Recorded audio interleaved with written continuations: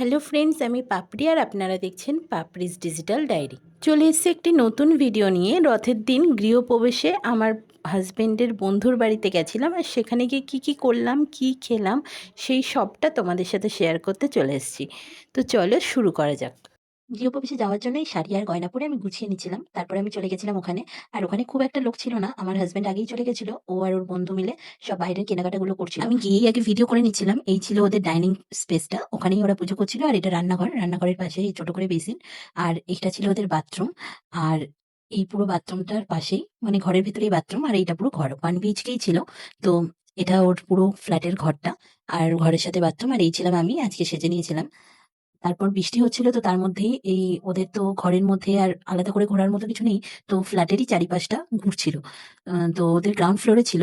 ওখান থেকে আমরা ঘুরছিলাম। আমি সামনে ভিডিওটা করছিলাম, সামনে সামনে পিছন পায়ে হাঁটছিলাম। ওর জন্য একটু ভিডিওটা কেঁপেও গেছে, যেহেতু আমি পিছন পায়ে হাঁটছিলাম। তো পুরো ফ্ল্যাটটা ঘোরা যাবে না, তো সামনেরটুকুই এসে ওখান থেকেই আবার ব্যাক করেছিল। এটা ছিল ওর বন্ধুটা আর এই বন্ধুটার মা। এরা দুজন ছিল। ফ্যামিলির মধ্যে আর সেরকম কেউ ছিল না বাড়িতে। আরেকটা দিদি ছিল, সে কাজকর্ম অনেক করেছিল ফ্যামিলির।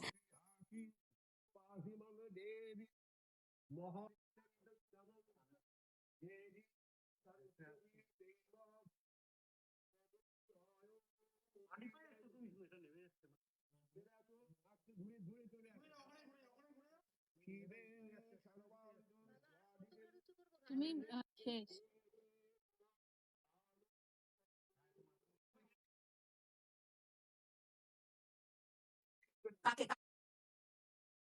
বাইরে থেকে ঘুরে আসার পরে ওরা ঘরে ঢুকলো। ঘরে ঢুকে আরেকবার ঘরটা ঘোরার পরে নাকি দুধ উতলানো দেখতে হয়। তো দুধটা আগেই বসানো ছিল ইন্ডাকশনে।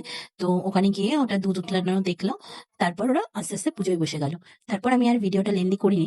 শুধু শুধু পুজোর আর কত ভিডিওই বা তোমাদের সাথে শেয়ার করব, ভিডিও বড় হয়ে যাবে। তার জন্য আমি আর শেয়ার করিনি। তারপর ওরা দুজন মিলে বসে গেছিল পুজোয়। আর অনেকক্ষণ ধরে পুজো হয়েছে, বলতে গেলে সারাটা দিন ধরে পুজো হয়েছে। আমরা প্রায় বিকেল বেলা দুপুরের খাবার খেয়েছি। প্রায় 4টে 5টা পর্যন্ত পুজো হয়েছে সকাল থেকে। এই 11:30 12টার মধ্যে শুরু হয়ে গেছিল। সারাদিন ধরে পুজো হয়েছে। তো সেই পুজোর ভিডিও আমি আর দেখালাম না, লেন্দি করিনি। পুজোর মাঝে এই কই মাছগুলোকে ঘরে খেলতে দিয়েছিল, এটাই নাকি নিয়ম আছে। তো আমার হাজবেন্ড আর বন্ধু মিলে এই কই মাছ দুটো নিয়ে এসেছিল। রাস্তাতেও নাকি আনার সময় একবার পড়ে গেছিল। তো অনেক কষ্টে ওর বন্ধু কই মাছ দুটো খেলানোর পরে বালতিতে আবার ভরে রাখে। তারপর এক ফাঁকে ওরা গিয়ে বাইরে থেকে একটু খাবার নিয়ে এসেছিল। এই এতগুলো খাবার নিয়ে এসেছে, কিছুই খাওয়া হয়নি। খুব খিদে পেয়েছে, সকাল থেকেও সেরকম কেউ কিছু খায়নি। আমি তো খিদের জ্বালায় শুয়েই পড়েছি, আমার বর পাশে শুয়ে পড়েছিল। তারপর বলছে আমার মুখটা কালো লাগছে, সারাদিন রোদে ঘুরে আমি আর মুখ দেখাবো না, তাই আবার মুখ সরিয়ে নিয়েছিলাম। আর এখানে যজ্ঞ হচ্ছিল, তখন আমার বরই গেছিল ভিডিওটা করতে। তো ভিডিও করতে করতে আবার হঠাৎ ফটোগ্রাফির শখ হয়েছে, তো একটু অন্ধকার করে যজ্ঞের কিছু আগুনের ভিডিও করেছে, তো তোমাদের সাথেও শেয়ার করলাম। এই আগুনের কিছু ফটোগ্রাফিও করেছিল, পরে সেইগুলো তোমাদের সাথে শর্ট ভিডিওতে শেয়ার করবো। বেশ ভালোই হয়েছিল। তারপর পুজো শেষ হওয়ার পরে প্রসাদ দিয়েছিল, সেই প্রসাদগুলো খেয়েছিলাম। আর দুপুরবেলার খাবারও ওরা অ্যারেঞ্জমেন্ট করেছিল, সেটার ভিডিও তোলার কথা আমার একেবারেই খেয়াল ছিল না। তারপর খেয়ে দিয়ে আমরা সন্ধ্যাবেলায় মেলায় বেরিয়েছিলাম। মেলায় বেশি ঘুরিনি, তাড়াতাড়ি ফিরে এসেছিলাম। তারপর ফিরে এসে রাত্রিবেলা এটা সবার জন্য অ্যারেঞ্জমেন্ট করেছিল যারা নিমন্ত্রিত ছিল। আর এই মিষ্টি আর এই পোলাও আর আলু। ভিডিওটি কেমন লাগলো তা কমেন্ট করে জানিও, এবং ভালো লাগলে লাইক শেয়ার সাবস্ক্রাইব করে দিও। সাবস্ক্রাইব করে বেল বাটনটি অল করে দিও পরবর্তী ভিডিওগুলি পাওয়ার জন্য।